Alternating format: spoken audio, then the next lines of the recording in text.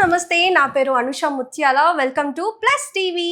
So temples గురించి, spirituality గురించి ఎన్నో విషయాలు, ఎన్నో రహస్యాలు తెలుసుకోవడానికి మనమైతే ఇక్కడికి వచ్చేసామన్నమాట. ఈరోజు మనం ఎవరితో ఉన్నామో తెలుసా? ప్రముఖ ఆధ్యాత్మికవేత్త విజయలక్ష్మి అమ్మగారితో ఉన్నామన్నమాట. తనతో మాట్లాడి ఎన్నో విషయాలు, మీకు తెలియని మరెన్నో విషయాలు తెలుసుకుందాం. వచ్చేయండి. నమస్కారం అమ్మ. నమస్కారం అమ్మా. బాగున్నారా? అంతా కులాసా. అమ్మ అసలు ఎన్నో విషయాలు చాలా మందికి చెప్తూ ఉంటారు. నేను కూడా అలాంటి కొన్ని విషయాలు మీ దగ్గర తెచ్చేసాను నా డౌట్స్ అడగడానికి. సో మనం కూడా మాట్లాడుకొని వాళ్ళకు కూడా ఎంతో ఇన్ఫర్మేషన్ ఇచ్చేద్దామా మరి? తప్పకుండా. ఓకే, మనకి ఫస్ట్ ఎక్కువ ఫేమస్ టెంపుల్స్ గురించి అనుకోగానే మన తెలుగు వాళ్ళకి మొదటిగా గుర్తొచ్చేది తిరుమల. అవును. తిరుమల గురించి ఎన్నో విషయాలు సోషల్ మీడియాలో బయట ప్రచారం అవుతూనే ఉంటాయి. ఉన్నది లేనట్టు, లేనది ఉన్నట్టు ఇలా చెప్తూనే ఉంటారు. సో మీరు చెప్పండి, తిరుమల గురించి ఎంతో మందికి తెలియని నిజమైన నిజాలు. తిరుమల అన్నమయ్య కీర్తనలన్నీ వింటుంటే తిరుమల గురించి ఎన్ని రహస్య విషయాలు, రహస్య కాదు, అందరూ ఈనాడు పెద్దగా పట్టించుకోనటువంటివి. రహస్యమైతే అన్నమయ్య మాత్రం ఎలా చెప్పాడు? పట్టించుకోనివి చెప్తూ ఉంటాడు. ఆ రూపం స్త్రీయా, పురుషుడా, లేకపోతే మరేదైనా అనేది అసలు ఎవరికీ తెలియనటువంటిది. అందరూ చెప్పుకునేది ఏంటంటే అది ఒక సాలగ్రామ శిల. అంటే ఉల్కాపాతంలో ఎప్పుడో పైనుంచి ఒకటి పడితే ఆ శిల ఆ రూపంలో, చక్కని శిల ఆ రూపంలో తీర్చిదిద్దుకుంది అని. దానిని అక్కడ వాటన్నిటిలో ఏమంటాడు అన్నమయ్య? కొంతమంది ఏమో బాల అని పూజిస్తారు, కొంతమంది ఏమో ఈయన సుబ్రహ్మణ్య స్వామి అని పూజిస్తారు, కొంతమంది ఏమో శివుడు అంటారు, కొంతమంది కాపాలికుడు అంటారు. ఇలా ఉన్నాయి కదా ఈ కీర్తనలన్నీ మనకి. అంటే కీర్తనలు ఇప్పుడు మళ్ళీ నేను చెప్పదలుచుకోలే, అందరికీ తెలిసిన కీర్తనలే. కొంతమంది విష్ణువు అని పూజిస్తారు, కొంతమంది శివుడు అంటారు. ఏమిటి ఈ రూపాలన్నీ? ఏమిటి స్త్రీ అంటారు? దీని గురించి చాలా గొడవలు కూడా జరిగాయి ఒక కాలంలో. అది కూడా మాట్లాడుకుందాం. అసలు ఆయన ఎందుకు ఇన్ని రూపాలు వచ్చాయి అంటే, విష్ణువు అని ఎందుకు అన్నారు, దాని గురించి అన్నటువంటిది నిజంగానే ఆయన శిల్పం మీద ఏమీ మనకు కనిపించవు. కాకపోతే వ్యూహలక్ష్మి అనే అమ్మవారు కుడివైపున వక్షస్థలం మీద ఉన్నది. వ్యూహలక్ష్మి అమ్మవారు వెంకటేశ్వర స్వామికి వక్షస్థలంలో కుడివైపున ఉంటుంది. ఈ ఒక్క దేవుడికే కుడివైపున అమ్మవారు ఉంటుంది. ఇంకెక్కడ అందరికీ ఎడం వైపునే అమ్మవారు ఉంటుంది. చాలా మంది వైష్ణవుల్లో కుడివైపు ఎడంవైపు అని చెప్తారు, కానీ అదంతా కూడా ట్రాష్. ఎందుకంటే నరసింహస్వామికి మళ్ళీ ఎడంవైపే ఉంటుంది అమ్మవారు, రావుడికి సీత ఎడంవైపే ఉంటుంది. ఎక్కడో కొన్ని ఆలయాల్లో, తిరుమలలోని కోదండరామస్వామి ఆలయంలో సీత కుడివైపు ఉంటుంది రావుడికి. అలా ఏవో కొన్ని కొన్ని చోట్ల తప్పిస్తే, అరుదుగా తప్పిస్తే, మిగిలిన చోటల్లా అమ్మవారు ఎప్పుడు హృదయం కదా ఎడంవైపు, అటువైపు ఉంటుంది. ఇక్కడ మాత్రం ఈవిడ కుడివైపు ఉంటుంది. ఈవిడ పేరు వ్యూహలక్ష్మి. ఈ వ్యూహలక్ష్మిని ఉపాసిస్తే అసలైనటువంటి మూర్తి ఈవిడే. ఇప్పుడు ఇంత క్వీన్కి అంత బాడీ గార్డ్ ఉంటారు చూడండి, అర్థమైందా? అలా ఈవిడ అసలైన శక్తి, ఈ స్త్రీ శక్తి అనటానికి కారణం ఏమిటి అనేది చెప్తాను. ఈ శక్తి వెనకాల వెంకటేశ్వరుడు ఈవిడని కాపాడుతూ అలా ఉంటాడు. ఈవిడే వ్యూహం రచించేది, స్ట్రాటజిస్ట్ ఈవిడే. ఇది పూర్తిగా అమ్మవారి విగ్రహం మీద గంధం, ఈ అభిషేకాలు చేసినప్పుడు గంధం మధ్య గంధం ముద్ర తీస్తారు. తీస్తే ఆ గంధం ముద్రని తీసి నేను కాస్త నగలు అలంకరించి, లక్ష్మీదేవి కదా, ఇది తిరుమల నుండి వచ్చిన, తిరుమల నుంచే వచ్చింది. తిరుమలలోనే సాక్షాత్తు వెంకటేశ్వర స్వామి వక్షస్థలం మీద నుంచి వచ్చినటువంటి అమ్మ సాక్షాత్తు. చాలా కొద్ది మంది దగ్గర ఇది ఉంది అని నేను విన్నాను. దొరుకుతున్నాయి. ఈ మధ్యలో కొన్నాళ్ళు ఇతర ధర్మాల వాళ్ళు ధర్మకర్తలు అయినాక ఇది ఇవ్వటానికి వీలేదు అని ఆపేశారు. మళ్ళీ ఇప్పుడు ఇస్తున్నారని విన్నాను నేను. ఇది ఎప్పుడో నేను చాలా ఒక 30-40 ఏళ్ల క్రితం నుంచి నా దగ్గర ఉన్నటువంటిది. ఇది మా ఇంట్లో పూజలో ఉంది. నేను అప్పుడు తెచ్చి చాలా మందికి ఇచ్చాను. పూజలో పెడితే కొంచెం తడిసి అది పాడవుతాయి కదా, అందుకని తీసుకొచ్చి మళ్ళీ ఇక్కడ విడిగా పెట్టినా, ఇక్కడ కూడా నిత్యం పుష్పాలు అవి జరుగుతూనే ఉంటాయి. ఆ పూజలో చేసినట్టుగా అన్ని ఉపచారాలు ఇక్కడ చెయ్యం కదా, అభిషేకాలు అవి. దీనికి అలా చెయ్యేస్తే పాడైపోతుంది. అటువంటిది ఈ మూర్తి. ఈ మూర్తి ఈవిడ అక్కడ ఉండంగా వక్షస్థలం మీద అయ్యవారికి, అప్పుడు ఆయన ఈవిడికి ఇద్దరు కలిసి ఉన్నారు అని. అందుకే తిరుమలలో ఎక్కడ మీకు అమ్మవారి ఆలయం వేరే కనిపించదు, ఎందుకంటే ఆవిడ ఇక్కడే ఉంది. ఆవిడ వ్యూహం రచిస్తే ఈయన ఆచరిస్తాడు. ఇప్పటికీ మీరు చూస్తే తిరుమల ఆలయం మీద 4 వైపులా 4 సింహాలు ఉంటాయి. గమనించి చూడండి, గోపురం దగ్గర ప్రాంగణం మీద గర్భగుడి ఉన్నటువంటి దాని మీద మనం బంగారు వాకిలి అంటాం కదా, ఆ బంగారు వాకిలి దగ్గర ఉన్నటువంటి ఆ దీర్ఘచతురస్రాన్ని గమనిస్తే 4 వైపులా 4 సింహాలు ఉంటాయి. అమ్మవారు సింహవాహిని అవును. కనుక అమ్మవారా అనేది ఒక రూపం. ఇంకోటి ఆయనకి ఇక్కడ ఇలా నాగాభరణాలు చుట్టుకొని ఉంటాయి. అవును అవును నాగాభరణాలు చుట్టుకుని ఉంటాయి కనుక శివుడు శివుడు. కదా నాగాభరణాలు మ్మ్. ఉండేది. అవును నాగభూషణుడు ఎవరు? శివుడు. శివుడు. అవునా? కనుక శివుడా అనేది ఒక పేరు. ఇంకా ఇప్పుడు స్త్రీయా బాల అనుకున్నాం కదా. ఇంకా ఇది కాకుండా ఆయనకి పక్కనే ఒక పుష్కరిణి ఉంది. అవును పుష్కరిణి ఉంది. ఆ పుష్కరిణి స్వామి పుష్కరిణి అంటాం. స్వామి అని పిలిచేది ఒక్కరిని, కుమారస్వామిని. మనకి తమిళనాడులో స్వామి మలై అని ఇలాంటి కొన్ని కొండలు ఉన్నాయి, దాని మీద స్వామి ఉన్నారు తెలుసు కదా, అవును కుమారస్వామి. కనుక ఇది స్వామికి పుష్కరిణి కనుక లోపల ఉన్నది స్వామి కనుక ఎప్పుడు ఇంతకీ ఎవరికి వారు వచ్చి ప్రతి ఇద్దరుకు మన హిందూ ధర్మం అని అనకూడదు, సనాతన ధర్మం అని అనాలి. హిందూ అనేది మనకి ఎంత అలవాటు చేసేసారంటే మనం భారతం మర్చిపోయి భారత అనే మర్చిపోయి ఇండియా అనేసుకుంటున్నాం కదా. అవును. అలాగే అసలు మనం సనాతన ధర్మం మంది యుగ యుగాలుగా. ఈ సనాతన ధర్మంలో జాగ్రఫికల్ నేమ్గా హిందూ అనే మాట వచ్చింది. ఈ సనాతన ధర్మంలో ఇతర మతాలు బోలెడున్నాయి. మతం వేరు, ధర్మం వేరు. సనాతన ధర్మంలో అనేక మతాలు ఉన్నాయి.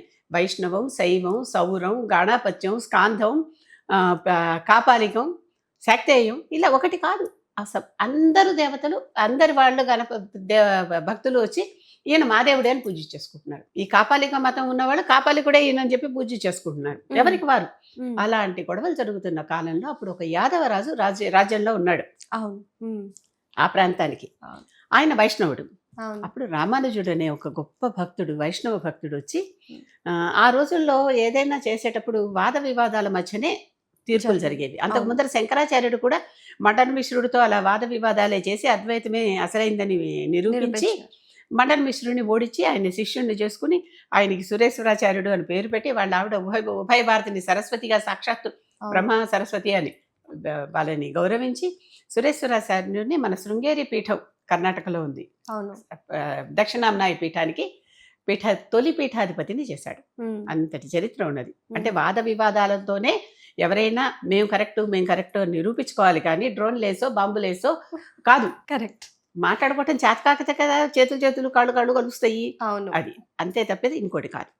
ఇలా వాదిచ్చి ఈయన, దానికి తోడు అక్కడ ఉన్న రాజు కూడా వైష్ణవ, ఈయన విష్ణువు అని నిరూపించాడు. ఆయన చూపించినటువంటి దాఖలాలన్నీ చూపించి ఈయన విష్ణువు అని ఎప్పుడైతే నిరూపించాడో, ఆయన విష్ణువు కదా అయితే శంఖచక్రాలు ఉండాలి కదా అని ఇతరులందరూ గొడవ పెట్టారు. అవును. గొడవ పెడితే అప్పటికప్పుడు పంచలోహాలతో శంఖచక్రాలు చేయించి ఆయన వెనకాల 2 స్టాండులు పెట్టి ఆ స్టాండులతో ఆ పంచలోహాలతో శంఖం చక్రం పెట్టారు. అవి శిల్పంలో లేవు. నిజానికి అవి పైనుండి వచ్చాయి, ఎవరో పెట్టింది, మానవులు పెట్టింది కాదు. అది కూడా అన్నీ చెప్తా. ఇవి వచ్చాయి. అలాగే ఆయనకి శ్రీదేవి భూదేవి అని 2 ఉంటాయి బయట. ఇప్పుడు మనం అర్చామూర్తిని చూసినప్పుడు అసలు విగ్రహంలో 2 లేవు, ఒక వ్యూహలక్ష్మే ఉన్నది. శ్రీదేవి భూదేవి అని 2 లేవు. మనం 2 కూడా తగిలిచ్చి పక్కన భూదేవి అని కూడా పెట్టేసుకుని, మనకి మామూలుగా ఏ పిక్చర్స్ చూసినా వెంకటేశ్వర స్వామి ఇద్దరు అమ్మవార్లు కనిపిస్తారు. మనం వివాహం చేస్తున్నప్పటికీ, కళ్యాణం చేస్తున్నా మలయప్ప స్వామికి అటు ఇటు శ్రీదేవి భూదేవి ఉంటారు. ఇది ఇప్పుడు పైనుంచి ఎక్కడి నుంచో వచ్చినవి కాదు, అది సాక్షాత్తు శ్రీమద్ రామానుజుడు పెట్టినవే. ఆయన ఆ కొండ మీద ఉన్న భక్తి కొద్దీ కొండ మీద ప్రతిరాయి శాలిగ్రామం మోకాళ్ళ మీద ఎక్కాడు ఆ కొండనంతా. అవును. అందుకే మనం వెళ్ళేటప్పుడు, అంటే తిరిగి రిటర్న్ వచ్చే దారిలో చోట రామానుజుల సన్నిధి అని ఒకటి కనిపిస్తుంది. అలాగే ఆలయంలో, తిరుమల ఆలయంలోనే భాష్యకారుల సన్నిధి అని కనిపిస్తుంది. గురువుకి ఎప్పుడు శిష్యుడు ప్రణమిల్లాలి కదా. గురువు కంటే తక్కువే శిష్యుడు అనే భావంతో ఈయన తలకి వచ్చేలాగా ఆయన పాదాలు పెడుతూ, వెంకటేశ్వర స్వామి తలకి వచ్చేలాగా పాదాలు పెడితే అక్కడ ఎత్తు వరండాలు ఉంటాయి కదా, అక్కడ ఉంటుంది భాష్యకారులు. ఆయన శంఖచక్రాలు వేశాడు కనుక ఈయనకి ఇప్పటికి కూడా వైష్ణవులు వెళ్ళి శంఖచక్రాంకితం చేసుకుంటూ ఉంటారు, తెలుసు కదా. అవును, నిజమే. అప్పుడు వాళ్ళ ఎవరేస్తారో వాళ్ళకి వాళ్ళ గురువు, వీళ్ళ శిష్యుడు. అయిపోయిందా? అదే పద్ధతిలో సాక్షాత్తు శ్రీ వెంకటేశ్వర స్వామికే వేశాడు కనుక ఆయన రామానుజుడు ఈయన గురువు అయిపోయాడు. అవునా అని భావన. ఓకే. అని భావన. ఇప్పుడు రామానుజుడు లేడు, ఆ వెంకటేశ్వర స్వామి ఒకప్పుడు సాక్షాత్తు కరచరణాలతో అందరికీ దర్శనం ఇచ్చినటువంటి సన్నివేశాలు మనకి తిరుమలలో కథలు చెప్తారు, అనంతాళ్వార్ గురించి చెప్తారు, అవును. హతీరాం బాబాజీ గురించి చెప్తారు, ఉన్నాయి, ఉన్నాయి. లేవని నేను అనటం లేదు. ఉమ్. కనుక అప్పుడు అది జరిగింది. కనుక ఉమ్. ఇవి ఎక్కడి నుంచో పై నుంచి రాలేదు. రామానుజుడు సాక్షాత్తు ఆయనే స్వామి వెనకాల ఇవి ఉంటే గానీ ఆయన విష్ణువు అనేది నిర్ధారణ కాదు అని చెప్పి పెట్టినవి. ఓకే. ఇది తిరుమల చరిత్ర అంతాను మహత్యం అని ఉంటుంది ఒకటి. తరిగొండ వెంగమాంబ గారు రాశారు, దాంట్లో అవును. దొరుకుతాయి. వీటన్నిటిలో మనకి ఈ పుస్తకాల్లో దొరుకుతుంది, ఈ చరిత్ర అంతా దొరుకుతుంది. ఇదంతా చరిత్రే, సరిగా చదువుకోవాలి కొంచెం. అవును. చదువు అక్కడ తెలిసిన వాళ్ళు ఏముంది, ఒక్కొక్కళ్ళు ఒక్కొక్క రకం, వెనకాల జుట్టు ఉంది, కింద నుంచి నీళ్లు ఉన్నాయి బోర్డు అవును. చెప్తారు. అవును. ఇవన్నీ వేరే విషయాలు. ఓకే. ఎందుకని కింద నుంచి నీళ్లు ఉన్నాయి అంటున్నారు?